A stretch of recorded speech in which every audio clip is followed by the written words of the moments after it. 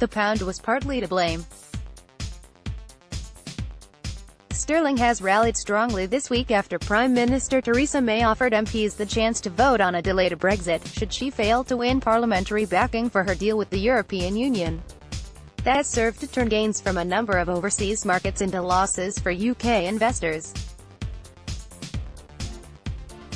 Stock markets in the US and Europe were up in dollar and euro terms, but not by enough to offset those currencies' relative weakness against the resurgent pound. An apparent softening of the government's approach to Brexit also helped to lift UK real estate investment trusts.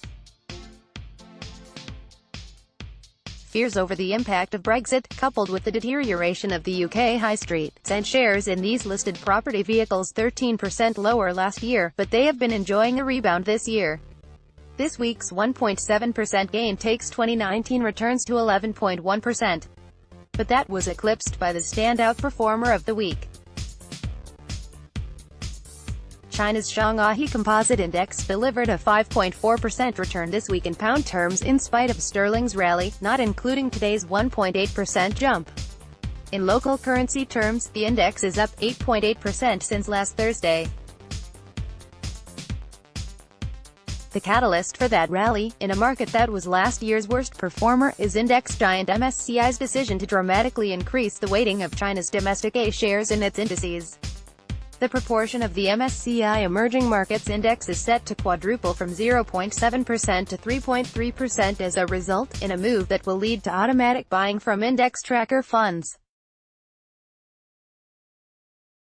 Analysts at UBS have calculated tracker funds are likely to plow around $13 billion (£9.8 billion) into A shares as a result. And however much active fund managers may insist they pay little heed to benchmarks, they are likely to be buying too. UBS estimates they will be snapping up $54 billion of A shares following MSCI's move.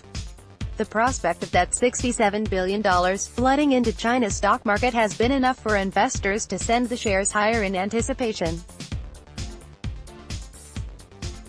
It also promises to shake up ownership of China's quoted companies. The country has gradually opened up its stock market to foreign ownership, but overseas investors hold less than 7% of its free float market cap. Domestic retail investors remain the dominant force, holding more than a third. Foreign investors have largely accessed China's largest listed companies through their Hong Kong listings. But some UK fund managers have been more enthusiastic in snapping up A shares.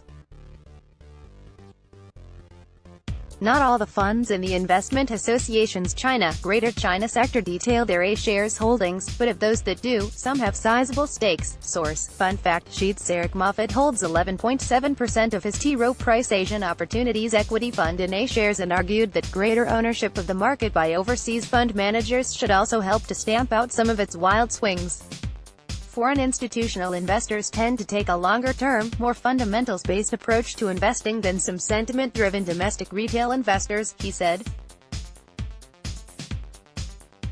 China's main Shanghai Composite Index has been on a roller coaster run in recent years. After surging 150% in a year, its stock market bubble burst in the summer of 2015, tumbling 38% in 3 months and triggering that August's Black Monday.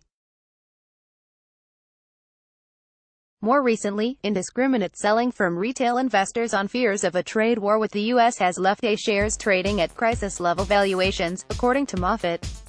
In the 15 years I have been investing in emerging markets, I have never seen greater inefficiencies than I see in the China A share market today, he said.